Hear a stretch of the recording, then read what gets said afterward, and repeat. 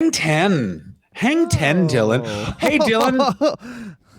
Hey, Dylan. Surfing. Oh, Surfing USA. Hi, everyone. Nice. My name is John Bruce Hart, and I'm joined by Dylan Smith Hart. God. Yes, that's right. I have a mustache, and you know what? This hat legitimately fell on the tracks, and a train almost ran over it in England, but I What, saved it from the tracks. Well, people yelled, "Why are you on the tracks?" And I said, "I have this old hat." is that a true story? Yeah. I went on the What tracks. station? What station did you go on the tracks? Fuck. Which one was it?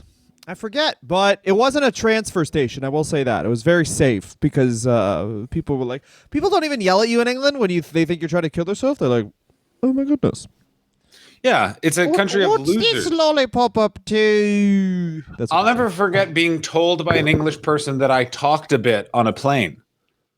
that's funny. You and your friend were talking on the plane. And right there, I went, I can't wait until you guys hold Brexit and you all are strangled by your own economic incompetence. Well, this is the other thing though. That's a specific type. That's like more of a posh middle class. A working class person will just be like, "You're talking too much," but that's after they punched you. Mm-mm. They'll tell you you're talking too much like days after you were talking too much. I didn't like that. You were talking too much that time. That was stupid. I'll tell you what else is stupid, who we're talking about today. Bret, the Hitman Hart. Oh, boy. The Hart Foundation's Excellence of over. execution, and the I just wanna execution is, of course, cheating on my wife. I want to let everybody know, first of Small all, mouth, yeah. that me and Tiny Jimmy little are fucking no mouths. longer working together because he loves crack and I do not love crack. It's crazy when you watch Teddy Hart, though. I was watching some MLW because they just put everything on YouTube for free, and Teddy Hart sounds exactly like Bret Hart, and it's so funny to know that that guy like is probably a drug dealer, and Bret Hart is a guy who thinks wrestling is real. I just want to let everybody know that I got a bunch of cats and a bunch of weed for sale in the trunk of my car, Teddy Hart. Here is the thing with this period of time in wrestling is Tell this me the is thing. the weirdest time because we are about to end. Jim the Anvil Neidhart has the best timing in the world. Jim the Anvil Neidhart starts taking crack at exactly the right moment for Bret. I like Because that taking crack implies that it's like a pill where he's like, I sleep. it is. Okay. If you live as long as Jim the Anvil Neidhart did smoking crack, Too. that's a choice, baby. That's a choice. That's the life Sam Kinison should have had. Exactly. Jim the Anvil Neidhart was wise enough to avoid drunk drivers, you fuel. If I throw in some low-level cardio here once in a while, I could probably ride this thing out till my 60s. Yeah, exactly. As long as I don't smoke it in the morning, I'll be all right. And I just convinced my wife that, Sun hasn't set yet, honey. I'm not smoking crack yet. yeah. Hey, hun, I just want to let you know I'm on crack. Hi, honey. I'm on crack cocaine. Hi, honey. I'm on crack cocaine. So Jim the Anvil Neidhart does a bunch of crack cocaine. Yeah, Bret the Anvil crackhead does a bunch of crack and leaves the Fed, and that basically just leaves Bret. It's the most interesting. He's just a guy now. In that Bret Hart's initial gimmick is, hey, you're like a good wrestler who wrestles in pink, and for some reason there's a bunch of blood and very graphic skeletons on the back of your first leather jacket. You know what I never thought about this was Bret Hart, his nickname says nothing about his character. Like, usually your nickname is like, it's wrestling, so it's like, John the Plumber Hastings, what does he do? Well, he goes under the ring, and then the ring collapses, so he wins. But Bret the Hitman Hart, it's not like he comes out He's precision. It's an actual sports nickname. Like, the thing with it is he got it in the 80s, so it's literally just like it's like UFC nicknames. It's like how every UFC fighter, you can tell that they've decided they're going to be a big deal because they suddenly just get such a grotesque nickname. Like, and coming into the octagon, it's Jim D. That's not sexual assault. He just fucks them so hard they seem like they're in pain. Romanowski. Although there was a guy named Mike, and his Water, and his his nickname was Bong, so that was pretty dope. Yeah, like, this is the thing that UFC. So fuck you. As of this recording, by the way, is during the Ariel Helwani leaving ESPN, and I have never seen more of a fucking bunch of nerds acting like they're tough. I don't know, Dylan, if you've even caught on to this, but basically Ariel Helwani's been like, it was shitty to work at ESPN, and ESPN's like, no, it's because of you. You were shitty. And then for some reason, Joe Rogan and Brendan Schwab are like, I probably believe ESPN. Ariel Helwani seems like he's a little bit of a shithead. And then Ariel Helwani's like, yeah, of course you guys don't like me. You guys are being paid by the ESPN and you never like me. I'm a journalist because I call you on shit. And then Joe Rogan, basically the response from like UFC insiders, like, no, that's not the reason. It's because you got poopy pants. And they're like, it's so fucked up. Well, I mean, also like, as far as like Dana White makes Vince McMahon seem like a new Democrat. Do you know what I mean? Like Dana White has literally tried to stop the mixed martial arts journalism industry like at multiple points. Yeah, like exactly. He tried to ban Helwani. No, he did ban Helwani for like a week. And the reason why he eventually had to stop is that's huge grounds for, like, you could literally be like, you're infringing on his freedom of speech. Like, it 100%. Will be a federal case. Dana White, and I want anyone to know, like, I watch UFC, but Dana White does not believe in freedom of speech at all. Yeah, it's the crazy thing about wrestling is you're like, wrestling's really bad in the way that the wrestlers are treated. It's like, that's true. But somehow still pales in comparison to actual professional sports. Like, if anyone don't believe me, read about what Roger Sterling was doing before he got fired as the owner of the Clippers. Because he would Roger Sterling once again is the guy who owns the ad company in Mad Men. But he's a lot more handsome to look at. Yeah, he is. Donald Sterling, Paul Tagliabue in the NFL. But you know who didn't believe in freedom of speech and no one questioned it? Stu Hart, Bret Hart's father. Yeah, dude, Bret. Now that Jim is being free, what are you gonna do? Hey, Bret, when you get the title, they get to win it off you in a sleeping match.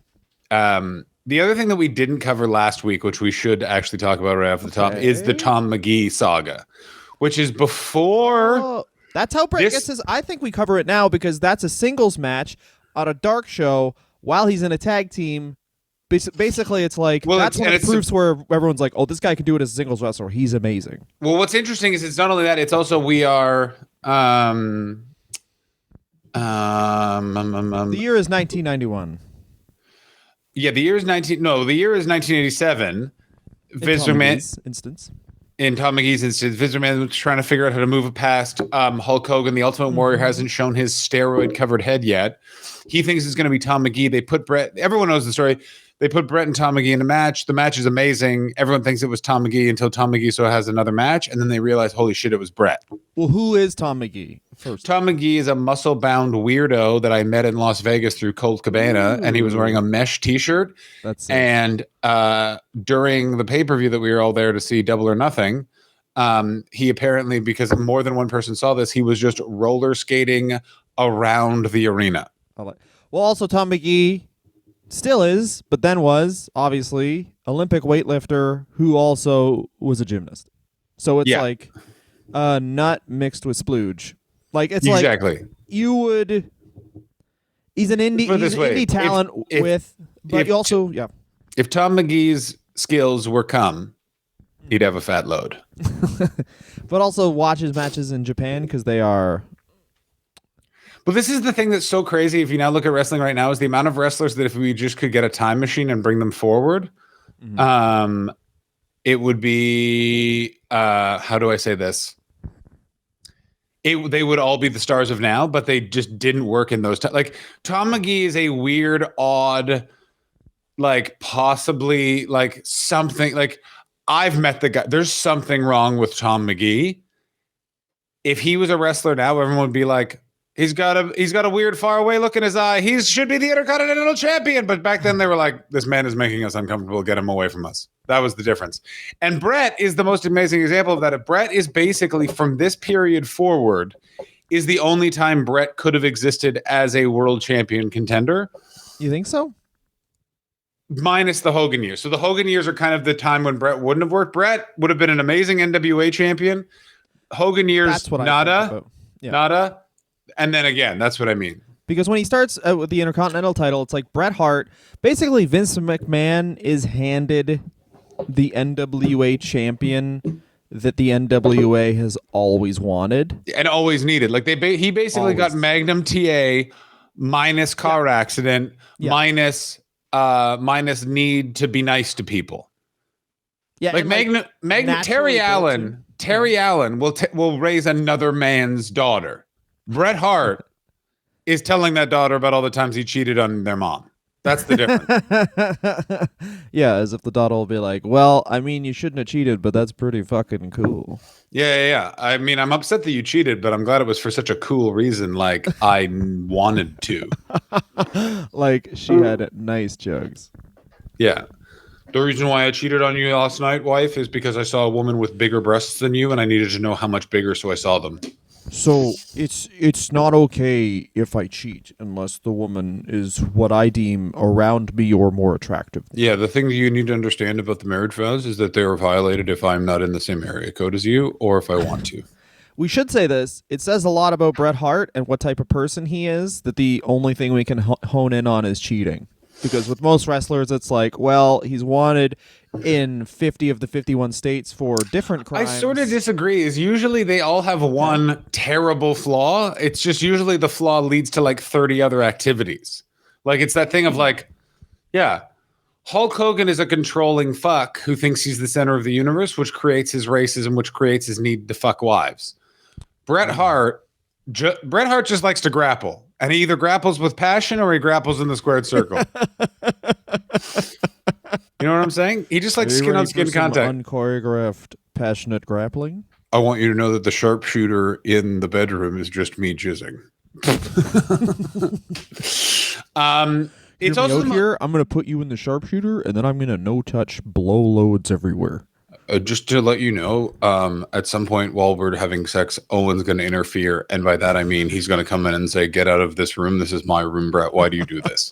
That's an interference. He'll be disqualified. Okay, we're going to do a role play where I'm Stu and you're Stu. We're both my dad. Yeah. Okay. So you and I are going to be my dad and we're going to have sex with each other. That's how that is. Yeah. And then you tell me good job and I tell you good job. And then we're both my dad. Yeah. I just want to let everybody know and be clear. I'm my dad. Bret Hart starts out on his intercontinental voyage. And remember this, he starts out, as I mentioned in the previous episode, and his finisher is a fucking pile driver. So he's the excellence of execution. But you think about that and you think about a submission wrestler. I love all the Attitude Era big stars all have the worst finishing move when they first come in the Fed. Like Shawn Michaels, I think his finishing move is backslide. It's a backslide. Because if you remember those old Royal Rumble games, it's like and it's not even like a back suplex. It's like he hooks them from like where your taint is. He puts both his hands where your taint is, and then just kind of falls backwards. And then the other guy's like, he's dead. Yeah, it's super weird. But I mean, wrestling doesn't fucking make sense. I was thinking about the Asiatic spike. I was listening to an old JR episode about Umaga, and they were talking about the thumb to the throat, and I'm like, that's stupid. But then I thought about what a Russian leg sweep is, and I'm like, maybe the Asiatic spikes are really good. Do you think about the coup de? I think about the coup de grace all the time because people sell that like it's a fucking shotgun. And it's like he touched his feet to them. He's a feet toucher.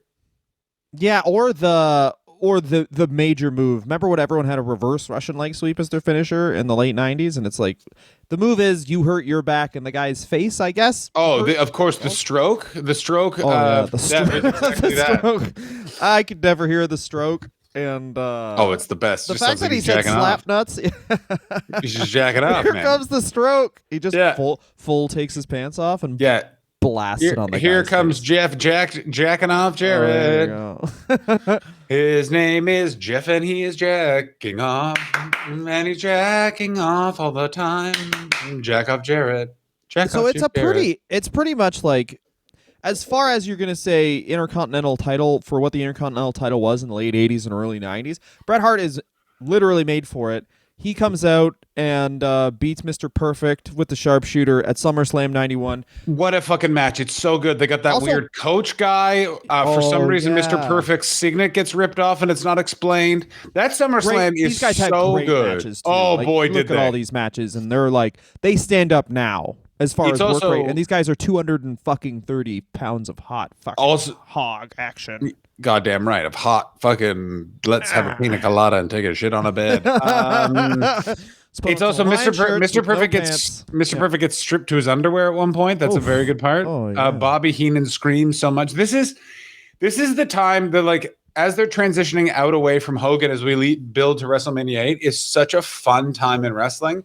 And Bret is so enjoyable at this point. He loses the belt to the Mountie because he's negotiating with WCW. He makes the very wise decision of not to go to WCW yet. They have him lose to the Mountie, claiming he has a fever. In a non-televised match they just show clips of, and Bret Hart is the reason why Bret Hart, as it turns out, could be a good actor. He's the only person I've ever seen able to convince me they have a fever based on how they're wrestling. He's like, Bret Hart is a spectacular wrestler. Also, and I want to say all this. This is his prime. You are aware, by the way, that in his book he still kayfabes and says he has a fever, even though that's great. In the previous chapter, he was like, I was negotiating with my WCW contracts. So they had to take the belt off me. But he was like, but then I got there and had a fever, which is why I lost. And you're just like, come on, Bret, you fucking weirdo. Well, because he loses to Jacques Rougeau, who he fucking hates. Yeah, he loses to the Mountie because he's a man from Alberta. And the idea of being pinned by a man from Quebec, if you're from Alberta, I guarantee Bret got into a shower with a cheese grater. Yeah, I just want to let everyone know that this would not have happened if I hadn't had a fever. I was too tired from negotiating. He got up immediately after the match and said, this wouldn't have happened in real life. This is fake. Yeah, exactly. This is fake, except when I win, then that's real. The only thing a Frenchman could beat an Albertan is he could probably beat him in a I don't know, some sort of tight pants contest. I just want to let everybody know that I will be challenging Jacques Rougeau to get my Intercontinental title back in a who can understand more things at a school in Alberta match. The Mountie was badass, though, man. I want to do it. Goddamn right, the Mountie was so fucking good. The shock stick was like the shock first stick wrestling heel thing I saw where it made sense, where it's like, he touched him with his pervy glove. Like all the other ones were like, his glowing briefcase. But this one was like, he's got a cattle prod, and for some reason this is fine. Well, I mean, it made sense because he was and also when I was a kid, I just thought the Mounties all had cattle prods. I didn't even think about that. I was 6, and I was like, well, that makes sense. Because I thought it was like, I'd never heard of a cow. I lived in Ottawa, Ontario, Canada, which weirdly has a farm in the middle of it. So you just go to this farm called the Experimental Farm like all the time. It's very weird. But I was just like, oh, and like you see Mounties around there all the time because that's where they keep the mounted regiment is at that thing. And so I was like, oh, I guess they just have cattle prods, and it makes sense because they're at farms all the time. Like the logic of it actually held in my little stupid 6-year-old head. And also based on the activities of the RCMP moving forward, it would be a real relief if they had cattle prods. Actually, no, they would have used it more to just torture native people. For example, fun fact about the RCMP, they were discovered that the Thunder Bay Regiment just every Friday would drive around Thunder Bay, find native teenagers, and throw them in a river. And when questioned about it, they were like, well, we gotta show them who's boss. And they're like, you're the police. And they're like, yeah. But now we're bosses too. What I'm trying to say is very accurate. Go ahead. Was one of the officiants was a Catholic priest who was in the news in Canada because when they started finding out that like Catholics had, Catholics and Protestants, but certainly more Catholics, had done residential schools, but basically they took native indigenous kids for re-education. That's as fucked up as you think it is. And then the kids would get sick and die because of malnutrition and a bunch of other crazy shit. They would just bury them and never tell the parents. And the guy who was at the wedding, the officiant of the wedding of my friend, said basically it could boil down to we gave these savages culture. Yeah. What Dylan is not telling you is then about half the church stood up and clapped, and the other half was just like, I don't. It's fucking crazy, man. It's like I hear about it in like Australia and New Zealand, but like, good lord, some of the stuff. Oh, Canada's way worse. Also, a baby boomer. The excuse was we knew about those graves. My God, like crazy. What? We have been criticized for. You know, the funny thing is, we talk about loads and like I farted, but then I nutted so hard that the fart stayed in my butt, and people are really more pissed off about these diatribes in the. I know, it's my favorite thing. I love Also, indigenous people are people. People are like, let me go to iTunes, 1 star. Shit lib. I mean, it's so good. Because also, by the way, we get to it naturally. We're talking about Bret the Hitman Hart, who is from Alberta, who I guarantee right now just opened his window and went, get out of here. Get out of here. And then his weird Italian wife that doesn't like him was like, Bret, what are you doing? What? He is the type of guy who marries a person who doesn't really understand English because he just looks in the mirror and he goes, still got it, still excellent. And she's like, I'm not learning this language because I think what you're saying is probably weird. Yeah, Bret's wife doesn't know that they're married. She's just a very I have no idea if she's Italian. You just said that. I think his most recent wife was Italian that he broke up with because they couldn't figure out where to live. Because of course, Bret Hart only after he marries a woman is like, oh, we live in Calgary, and she's like, no, we do not. I'm going to live in Italy, which is so much. No, that's bad. You're a bad person. There's no stampede in Italy. A stampede? That sounds violent. No, you wear a cowboy hat and you beat up people from Edmonton. That's exactly what you do. Is you all just remember that time that during the middle of the stampede, all over Twitter, people just couldn't stop talking about the fact that there was a male female threesome just in an alley during the stampede, and their excuse was we like to fuck. And I was like, that's I gotta tell you, that's cool. Save a horse, fuck 2 cowboys. That's what I said. Exactly right. So during this time is when they have the first ladder match in the history of the WWF. Yes, Shawn and Bret, and I have that shit on VHS, motherfucker. Cool. And Bret still very upset that they did the ladder match at WrestleMania 10 because he has, in different places and times, claimed to have invented the ladder match or at least brought it from Stampede Wrestling. Crazy. He is so good at wrestling, but then the real guy you talk about, and it's kind of like, you know those guys who like you have so much and you could just be like good at your thing, but instead they're like, I'm the first guy to use a pen in Idaho. And they're like, what are you talking about? Who cares? People, it doesn't matter. Like, you're known for all of your other amazing things. Listen, we have the best, most positive version of this is a friend of both of ours who's a comedian in Toronto who is the best version of this, which is like, I did a really good set. Also, did you know in high school, I got 2 intercepts when I was playing football that led to touchdowns. Just letting you know. And you're like, and that guy is like, yeah, fuck yeah, Rob, you're the best. Like, yeah, you can't walk by a gym without being like, I could do that. See what she's lifting? I do that, but I wouldn't be sweating. And also, my hair is more better. And also, my thing with him also is I'm like, A, you're charming, and also very rarely you have backed it up in such a spectacular way that I have to be like, anything is actually possible. By the way, that man, and I stand by it, I still would have won that bet. The bet was he had to make it 8 cuts for the Toronto Argonauts. And if he made it past 8 cuts, I would full jack off on stage to completion. Him and Matt O'Brien would host a show fully naked and at the end jack off to completion. It wasn't it was No, he said and I said 8. I mean, I don't think there is 8 cuts. That's just making the team. Yeah, I think that's, and he wouldn't take, it wasn't a cut. I knew that. And also I still maintained he wasn't going to make past 1. Well, that's why he didn't do it. Yeah, it's because he's a champion. I'm seeing that. I'm going to be in Canada in a couple of weeks. I'm so excited to see that guy. That guy is the best. So Bret Hart at this point is having what we could say are matches that are so good that 29 years later they still stand up. Absolutely. This run is fucking insane because you get the Roddy Piper WrestleMania 8 match, which is Roddy Piper's best WrestleMania match, and I would say might be Bret's best WrestleMania match, also, tied with WrestleMania 13. Bret Hart doesn't, like, Roddy Piper doesn't lose to people. Yeah. And you're also like how skilled Bret is that he's basically like, okay, for this match, I'm kind of a heel. And he can wrestle these matches where he is sort of a heel, and then immediately at the end of the match, since his gimmick is exactly a sports nickname and he's a athlete, his whole character is he can be like, well, I had to be a heel to beat you. You're an amazing wrestler, Roddy Piper. It's such a good match. The way it ends is so fucking dynamic. It is that great thing of you still can't tell when they bladed, even though they've both admitted it was a blade job, but they said, no, it legitimately happened to the side of the ring.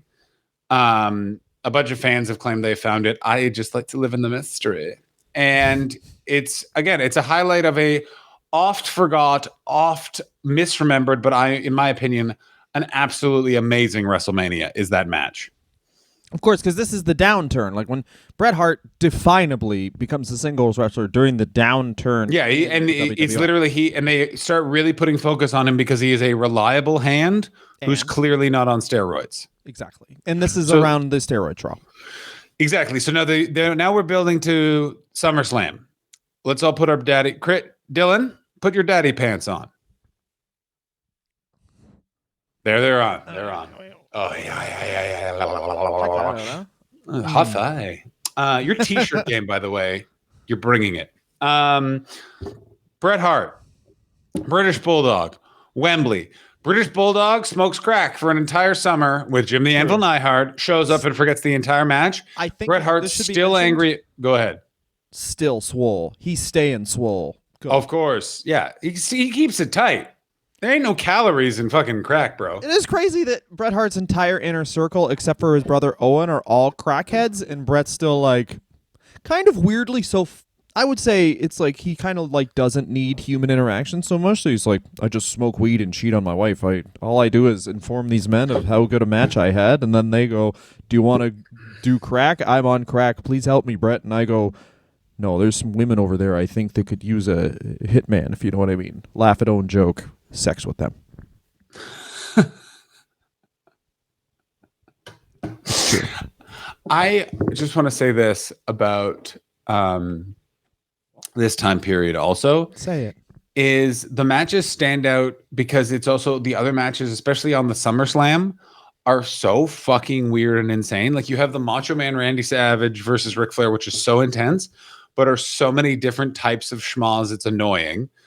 This is the Undertaker when it's literally like, what's the Undertaker's gimmick? He's a dead zombie that's ruled over by Paul Bearer, who for some reason just puts black men in caskets. What? Shut up. Like Animal and Hawk. Animal is visibly concerned for Hawk because Hawk is visibly just on muscle relaxants in the ring, and they have a fucking puppet as a manager. Like it's such a weird time, and in through all of that, Bret's just like, I just go over. That's the plan. But he doesn't and he also puts on a clinic as far as like a champion that can actually be vulnerable. The first one that we've ever seen in the WWE. No, I shouldn't say the first one because Macho Man was very vulnerable. He was very vulnerable. What was also amazing about this time is as you watch it, it's this amazing charted rise of he leaves this tag team and then it's the 2 Intercontinental reigns. That's very big. And then all of a sudden they swap the belt, put it on Bret, get it off of Ric Flair.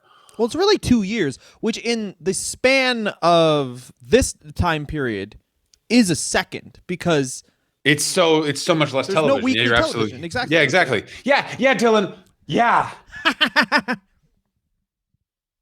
But he proves himself, Bret does, of course, with one of the greatest matches of all time at Wembley Stadium. You can still watch this one back. Honestly, it sucks. I hate spoilers because, obviously that's why I watch things, is to be surprised by the ending. But obviously the British Bulldog wins. Wembley goes nuts. It's super loud, and keep in mind that it's outdoors. Yeah, it's super loud, and also keep in mind, watching that match, one of the guys is just bloated from crack use. Those are not muscles. That's what that match is so insane. It's just well-shaped bloating from crack use. Yeah, it's well-shaped bloating from crack use versus a man so determined to have a good match so he can fuck a stewardess that very night. Which, I mean, to be fair, how funny would it have been if they would have been honest about Bret the Hitman Hart, where it's like, I'm an athlete, then I fuck, and it's like he's the real Ric Flair? Do you know what I mean? Yeah, he's the real ravishing Rick Rude. Ric Flair is the real Ric Flair. I assume Bret's energy when it comes to fucking is way closer to a guy just, if any of you Cleveland sweat hogs could shut your mouths, I want to give your ladies a shot. Like Bret's like, you're all talking too loud. Women like soft voices for when they were going to get fucked. Well, it would be funny to Bret Hart heel turn was he stopped putting the glasses on the kid and just put it on their mom, and then got in the ring and was like, my fingers are going to smell like your pussy later, and then wrestled the match. He puts the glasses on their tits and then just hit the music. No wrestling except for of course sex wrestling. That's a little joke I made. I'm wrestling with my sexuality. Am I straight or am I really straight? When you're only kind of straight, that's when you accept a woman that's a brunette, super straight, blonde. Haha, another joke. Yeah, How do you find a bond in the dark? I'm fucking them. That's another joke. Do you want to know how straight I am? I've had sex with a bald woman that's the most straight. You just have to take her word for it that she has a vagina. You never know with a bald woman. She might just be a lamp without a shade. Exactly. That's I remember that's Smith tricked me once. He once shaved his head and stood naked in the living room and said, "I'm a lamp." And then I ended up touching his penis. He tricked me. But you know how straight I was? I didn't even nut till hours later. Exactly. You know how straight I was as Bret Hart? 10 years later, I had sex with Smith's wife, and took a bunch of photos. I sent him a photo every year. That's the Christmas card. I mean, Bret the straight man Hart. Anyway, what we're going to do is we're going to take a small break, and we're going to come back with Bret Hart's championship runs from when we were little boys. Little sweet spit-covered boys. Yeah, we fucking spat. We spat on each other like fucking. That's petit. We'll be back right after the break. I'm gonna put some coffee in my cup, and then we'll talk about him being the champion. I'm gonna come back with a present, and then we're gonna talk about it for 2 seconds, and then talk about him being champion for 20 Is the present your son? No. I'd like to return that present. I'm so sorry. That's very inappropriate.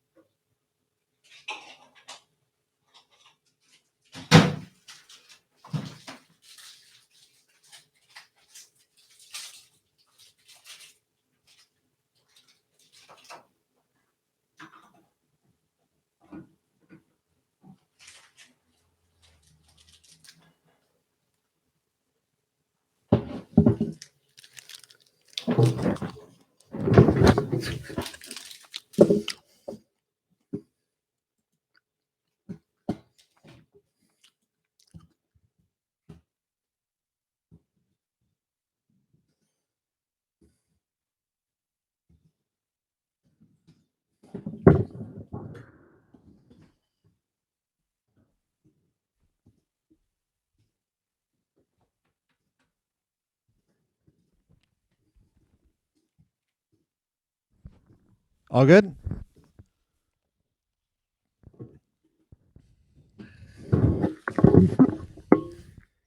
What's your present? I'm ready. All right. So we're going to start now. Welcome back from break. So this is something I wanted to do for the patrons of the podcast and just show John. But my friend, when he was moving, was going to throw out 50 fucking old wrestling magazines. Oh my God. So I'm going to sort it by the biggest donors, the biggest patrons we have, and be mailing you guys out some of these wrestling magazines. For those of you who don't have the Patreon video, maybe the auto highlight that I use now on our weird video editing software will show it, but this is a Pro Wrestling Illustrated 15-year celebration magazine, September 1994.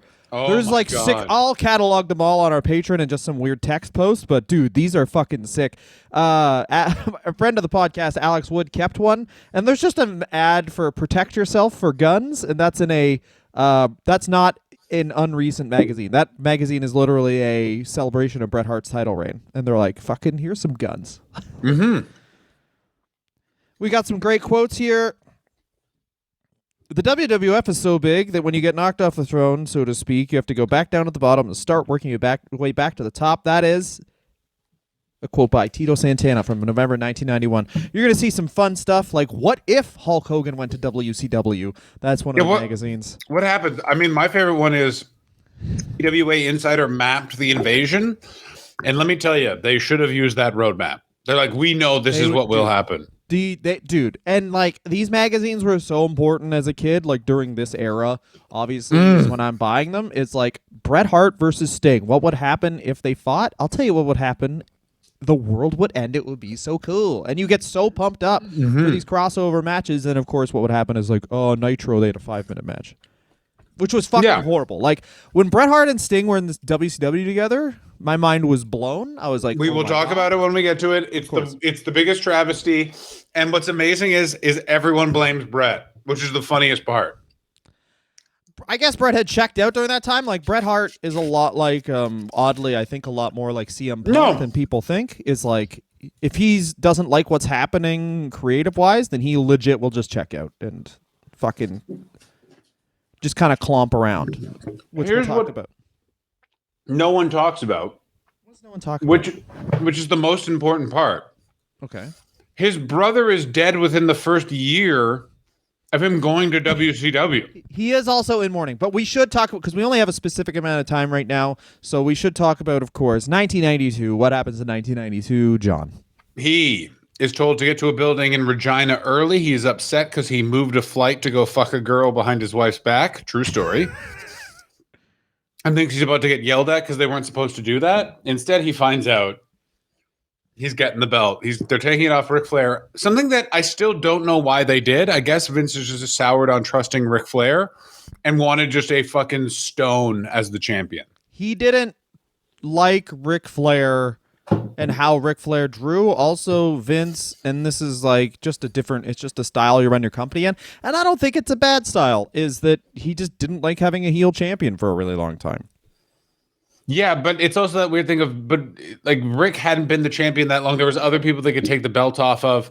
Like this was the time when Rick and Macho Man Randy Savage have a match so bad, Vince sends them back out to do it again. And it was just such a weird time. And for some reason, they're kind of like, all right, well, fuck it. We'll just put the belt on Bret and then use everyone else as sort of ways to draw a crowd. I don't really know. It's just very odd. And also, it's a weird thing to not have like a crowning moment when your first championship reign. You just do it in Canada on a house show. There's no build to like, holy shit, Bret's going to win the title. He just kind of won. Yeah, and it's not like it's always like the second title reign, you're like, holy shit, this is awesome. The first title reign, you're like, what? Oh, yeah. Hey, man. You know what I mean? It's so weird. Yeah, like the NWA would do this on house shows where they would like change the tag titles and they'd be like, oh, you got to go to a live show. Oh, my God, we changed the tag titles. But to like drive house show business, which I suppose this was for, like, I mean, hindsight's always 20/20, whatever. It all worked out, but... It's such a weird time. It's also like Bret and Shawn keep having matches on the house show loop. Like it's all of this weird thing of foreshadowing what will eventually come. Yeah, and it's weird that he beats Ric Flair and then immediately goes into, like, obviously title defenses against Shawn Michaels. His first main event title defenses against Papa Shango. It's not like he's like, okay, you're the champion. Now you get to fucking beat everybody. No, this is the beginning of like the champion is the best wrestler in the company unless Vince decides it's basically the Intercontinental title and then fuck you. Yeah, it's not quite like a 2000s champion push where it's like, hey, CM Punk's the champion, but he's wrestling in the third match. Not even the first match or whatever. And he'll be losing to Rey Mysterio Jr. inexplicably. Yeah, well, Triple H is actually the main event, but it's like close to that. Like it's like... Hogan is presented as a stronger character, and the only reason Hulk Hogan doesn't have the title is because he's angry at Sid Justice. What I love so much about this period of time is it so mirrors. You can see Vince McMahon constantly sort of charting his downfall, which is like, if he had just listened to the Macho Man Randy Savage and like, fuck it, yeah, you can wrestle 3 matches a year, I don't give a shit, he would have never gone to WCW. Like he would never have gone to WCW if Vince McMahon had some forethought and been like, fuck it, what do you need to stay, Bret? he wouldn't have ever gone to like, you know what I mean? Like, there's so many times where. Well, we could talk about that when the time comes in the next episode, but. I know. The reason why I bring it up now is this is such an interesting time, and this is so when Vince lays the groundwork for how he will act for the rest of his time running that company, and it's so interesting to me that he still makes these same mistakes. And Bret continues to have the belt for some time until he is eventually defeated for said belt by Yokozuna. That is right, at WrestleMania 9. Thanks to, which is so crazy how long he holds that belt. And then he just gets pissed on where it's like Yoko beats him, then Yoko immediately loses. So it's kind of like you piss on the whole reign. Yeah, you pissed on all of Bret's reign, loses to Hulk Hogan. Hulk Hogan loses it back to Yoko. And then we have the build to WrestleMania 10. This is Bret feuding with Jerry the King Lawler in one of the most terrifying introductions of a heel ever, which is Bret wins the King of the Ring, and then Jerry Lawler just territory attacks him.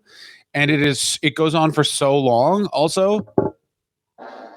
And then it really rebuilds Bret back up. And it's also this weird time of you get an injection of new fans. This is when I started watching. This is when Dylan started watching. You get all these people coming in for the first time, and they're like, wait, who's the champion? And you're like, it's this monster. And who's like the good guys? And you're like, well, it's weird. The good guys are this like guy who is the bad guy. And then this dude in pink and a leather jacket who gives people his sunglasses. And you're like, wait, if I like that guy, I can maybe get free sunglasses. And it's like, that's right, 6-year-old. And you're like, I like that guy. And it shows Bret's faith in, like, he's feuding at this time with, not only is he feuding with Jerry the King Lawler, who, as far as WWF guys, if you're watching in the early 90s, is like nothing. Like, he's got no definition. Like, Bret Hart did not do steroids, but he has just natural definition. Yeah, he's been tense. Monster. Yeah, he's been tense since he was fucking child. Life. He's always waiting for his dad to walk into any room. Like, yeah, he's just on edge all the time. Unless Daddy comes, I'm going to win the match. That was the end of his, instead of the excellence execution, that was his first catchphrase. But, like, he's feuds with Jerry Lawler. He feuds with Bob Backlund. Like, Backlund takes, I mean, that's jumping ahead, obviously. That's jumping ahead, but yeah, we're going to get to that in a second. But it's this amazing thing of, like, they're building. Great wrestlers, but they're old men, and they look like old men. And whereas Hulk Hogan only feuded with people who look like fucking monsters. Kill anybody. Exactly. And that's a switch where it's like you're turning from the WWF and the style that Vince did, which is look first, versus this is clearly talent first with a guy like Jerry Lawler, who, although he is a pedo, is, like we said, the Roman Polanski of professional wrestling. Mm-hmm. The other thing that's important to note about this time is they cannot reference Hulk Hogan at all. No, they cannot. So Bret is the two-time champion. They can go far as back as when Bret was champion. So he just comes across way more important than you realize. And then we're building now to the Royal Rumble appearance where it's him versus Lex Luger. And Vince, as usual, wanted Lex Luger. He wasn't expecting Bret to get the pop that he did. And then it's never been explained. Was the ending of that match a work, or was it a mistake that they then rolled with? It was a mistake that they rolled with. It was supposed to be Luger, it was supposed to be basically Luger Bret, Bret Luger, that type of thing. Yeah. So it was supposed to be like sort of keep Bret look strong. Like, oh, it was just luck that Luger won, but also it was like Vince going, you know what? No, actually, I heard that it was planned. At any rate, it was basically like, okay, we put all this money into Luger, and this is a time when obviously Vince doesn't have the unlimited resources that he has right now. But he's like, we put all this money into Lex Luger. Let's see if him or Bret get a bigger pop. Bret got a bigger pop, and he was like, all right, we'll go with Bret, which in reality should have been like, if Bret gets a pop that's in the league of Lex Luger, we have to go with Bret because I've put this guy in feuds with old men, and he's still stayed over. Luger, again, we literally gave him a bus, and he went around shaking hands like a politician. And he wouldn't, and that still didn't help him get over. And also, he didn't like sleeping on the bus, which is my favorite part of the whole thing. Despite I get Lex Luger. I was like, yeah, he wants to be home at his gym. You know what I mean? He's like, I want a gym and I want a goddamn bed. I'm not a fucking tourist. Are you done? I get it. Are you done with your bullshit? I just get it. I'm saying, Lex Luger, if you're going to pay me $400,000 and I get a hotel and a nice gym, I'd take that over $500,000 in a fucking bus when I got to hang out with these hobos. You fucking did it. There you go. Um, Imagine having to hang out with Bruce Pritchard every day, where he's like, "I only smoke the best weed," and it's like, "Just take my money back." Yeah. I just was swimming in my pool. Fuck you, Bruce. Also, you during ever this poached amazing... an egg? I've poached an egg. Let me tell you how to poach an egg, slow and eye to eye. You know what I like about my wife? She doesn't know there's a video camera in the toilet. There you go. That's right. I like to see it when the third eye likes to wink at old Bruce. Likes to wink at old Bruce. That means butthole. Continue, John. They also build this amazing time, which is you have basically Bret doing the feud for Vince, and then he's also like, also I'm feuding with my brother. So throughout all of this, you get basically two feuds. It's also this thing of, I always rooted for Owen, in that you're like, yeah, Bret's a cool champion, but there was a huge there was a segment of people that were like, yeah, and Owen deserves some fucking shit too, because like the thing with that feud is Bret was kind of the dick. So that goes back to the athlete thing, and like Bret Hart, these character is so much more complex than like Vince Russo trying to do Shades of Grey. Yes, absolutely. Means, like, I think it's okay to like throw a woman off a balcony. That's what Vince Russo means by Shades of Grey. But Bret Hart is like the complexities of of a rivalry, where it's like Bret Hart is he's the older brother. B, he's visibly the older brother. Like to a kid, he looks like the older brother. Where it's like this guy's bigger, this guy's like clearly better looking. Like he has everything way more together than Owen. And Owen is so clearly the like little runt, I don't get enough attention brother. And they play those so well. Where it's like Owen's like, I can beat you up, and Bret has to be like, no, you can't. Like, no. I also just needed to triple check, and let's never forget. Let's never fucking forget this. 9/11. Without that feud, do you know? Never forget 9/11. Without that feud. The thing that you have to remember, and I'll never stop stressing this. Are you ready? Without this feud, we wouldn't have the time that Owen said, I kicked your leg off your leg. Yeah, that's true. And without that, then nothing is worth living. But, I mean, Bret Owen, great feud. They have one of the best matches ever. Owen beats him, and then Bret wins the title back off Yokozuna. Oh my God. And it doesn't even affect it at all. It makes it seem so much more exciting too, because it's also that thing of, it also makes Bret the babyface, because Bret's had two matches, as has Yokozuna. This is the WrestleMania, of course, where since they landed at the exact same time, Yokozuna wrestles Lex Luger first at that WrestleMania, and then Bret in the finale. And who is the special guest referee for their match to neutralize Jim Cornette and Mr. Fuji? Chuck Norris. No. Roddy Piper. It's Roddy Piper. Beautiful. And it's one of the few times they preview, because next year. He is the next year, and that's The Undertaker. It's also and it's a SummerSlam, you fuck. Sorry. You dirty. Thank you very much for apologizing. Your apology, by the way, not accepted. Here it is. Say it's small. What? I'm showing it and say it's small. I can't lie. I can't lie. It's small. Tell me it's small. I can't lie. It's not. It's big. It's too big. Continue. It looks like we'll just pull the flesh curtain on your camera. I'm a worm. You're a hot boy. You're a thick snake. You're pipe. Ethernet cable. You got Ethernet cable.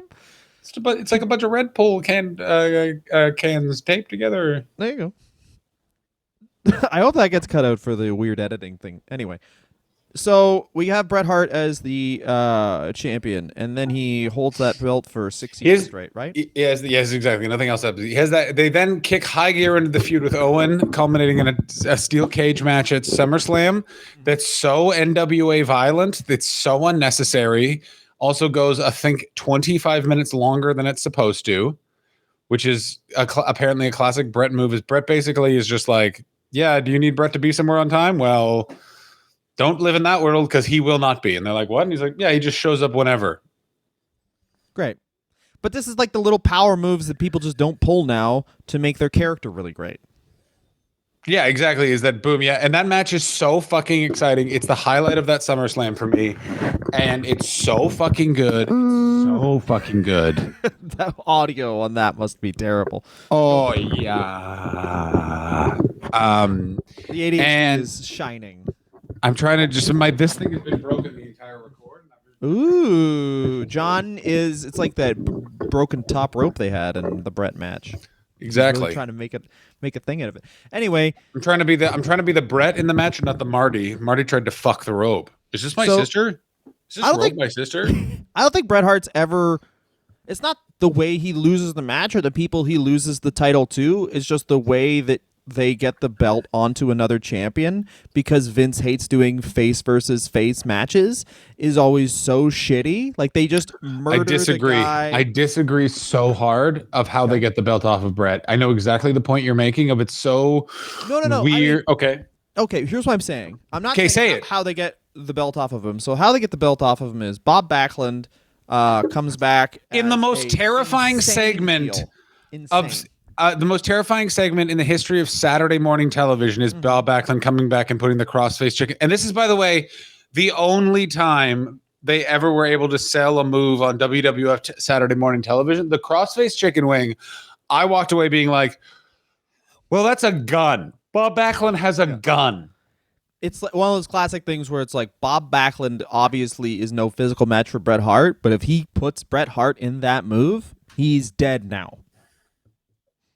Yeah. It's kind of like weirdly like they do the RKO now, where it's like Randy Orton's a whatever wrestler, but the RKO is like a crazy knockout punch. So Bob Backlund, for those of you who haven't seen it, go watch Bob Backlund's heel turn. It's fucking crazy. He's like, I think I'm the president, which sounds funny. I'm ready to kiss you. I'm ready to kiss you. Like, that's the Bob Backlund heel turn is so exciting and interesting, and also is the only heel turn that lasts from that moment all the way through the Attitude Era. Because I'm running for president Bob Backlund, managing the Sultan Bob Backlund, weirdly appearing on Monday Night Raw with Dwayne Gill Bob Backlund, all this Bob Backlund. All this just insane Bob Backlund. Also, can we just take 1 second to talk about how weird Vince McMahon is, and that he essentially built his entire life of never having a type of champion like Bob Backlund, because when he was a young man, Bob Backlund affected his dad's business, and yet weirdly he keeps Bob Backlund employed for his entire adult life. Oh, yes. Yeah, I mean, from pretty much 93 onwards, I suppose. But Bob Backlund wrestles at WrestleMania 9. He wrestles against Razor Ramon at WrestleMania 9. Well, he comes back in because literally Vince is like, fuck, who do I know that's not on steroids? I guess I got to go with Backlund again. I mean, it's so good. Also, Bob Backlund apparently always tries to get the furniture removed from his hotel room so he can do exercises. He's like Lanny Poffo. He may never die. Let's never forget. Guess what Lenny Poffo did during COVID? Dylan, do you know? Yoga to SSOD. Moved to, I believe it was Argentina or the Philippines. Hello, you creep. Jeez, that's not good. Yeah. That's down here. Down here, no one knows what I'm doing with my blueberries. So we get, of course, Bob Backlund winning the title off of Bret. It's in the best, again, Bret, for someone who doesn't like all the pageantry of wrestling, this time period, which is the best time for Bret, is marked in every way by some absolutely spectacular moments, up to and including Owen bullying his own mother to throw the towel in for Bret. That's how Bret loses the belt. Yeah. In the most perfect way. It protects Bret completely. It makes every fan fucking angry at Owen. And it completely makes sense why Diesel was able to beat Bob Backlund the next day in 18 seconds. But that's the thing. You don't get Bob Backlund, oh my God, the crossface chicken wing, no one can stop it. And then he takes out another contender, even if it's like even if he just fucked up Tatanka. Even if it was like a month-long thing, Tatanka can't hold a candle to Bob Backlund. He murders Tatanka. That'd be fine. What I'm saying is bullies Tatanka. But that's what I'm saying. Great. He never Yokozuna immediately loses to Hulk Hogan in like 4 seconds, and Bob Backlund, same thing. So it's like Bret has these great matches that really put over these dudes as threats, and then immediately snap like this, they're not a threat. Fuck them. And then Bret has to like rebuild his entire character up twice. The only oddly time he's ever taken seriously as a champion is after this, and his title reigns after this, when no one's watching the show because they take, hey, this guy's a heel badass, Diesel, and turn him into, he literally thinks he's a truck. He's Hulk Hogan, but he's also a truck? Yeah, it's the most insane, nonsensical thing ever. of Vince McMahon not see. Basically, Vince McMahon only knows how to turn people into Hulk Hogan unless he's very tired and confused. And the Kevin Nash one is my favorite one because it's basically what happens when you beat Bob Backlund. You stop being a badass and you start being a, like, he's the strip club bouncer, but he's trying to get them into computer school is the closest way I can describe Kevin Nash's babyface run. And what's even weirder is, what does Bret Hart do in this period? He feuds with Jerry Lawler's dentist. Not right away. For a while, he's just gone. Mm-hmm. It's this weird period of time where he like is gone for a bit, comes back, feuds with Isaac Yankem and Hakushi for a bit. Dope feud. Hakushi was oh boy, dope. Really good. Jinsei Senzaki, he puts tattoos on his face. It's the first time I've really seen Vince push like a straight up foreign heel that wasn't like a monster. Yeah, it's pretty insane. Well, it's basically it was his. No, it was. Yeah. Can I explain it? It's his attempt to do the Hulk Hogan monsters with Bret Hart. Mm-hmm. And Vince realizes, basically that. It's pretty insane. Yeah, and Bret's having that's pardon me. Sorry, I had a brain fart. The point I want to make is, but he couldn't do the Hogan monsters the way that Hogan had them, so he did them with the way Bret did them, which are Jerry Lawler and Hakushi, and then Isaac Yankem, and then Vince said, I hate this, and stopped doing it. Yeah, he takes a little siesta from any feuds involving the title. He feuds with Jean-Pierre Lafayette, because why not? Steals his leather jacket. Yeah. And then he gets the belt back in one of the most intense matches. The best match of Kevin Nash's entire championship run is with Bret Hart at the very end. Buddy. First table spot I ever saw. Where I didn't even see it. I saw a photo of it, and I went, holy shit. Maybe the last in-context table spot you've ever seen, where it's like, first of all, no one's doing table spots anywhere near the WWF, so Bret gets knocked off the apron through the timekeeper's actual table, and everyone's mind is blown. Yeah, everyone literally shit their pants. Like shit. Perfect Bret Hart, Jim Cornette booking, where it's like, yeah, we're going to do a table spot, but we need context. I'll figure out context, and he does. Yeah, exactly. Like, it's basically the two greatest workers in this period of time are Vince McMahon's WWF are Mick Foley and Bret Hart. And here's my proof. They organically take spots on a table, using the table as both breaking the fall and also a highlight of a match. And they do it by themselves both of the times.